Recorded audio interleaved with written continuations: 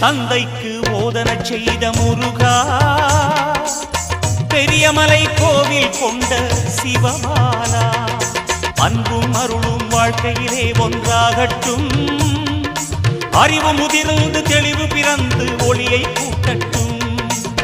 தந்தைக்கு போதனை செய்த முருகா, பெரியமலை கோவில் கொண்ட சிவபாலா, சிந்தை மகிழ்வோடு தினம் துதித்தோ, ஞானந்தனை தருவாய் அருள் புரிவாய் முருகா.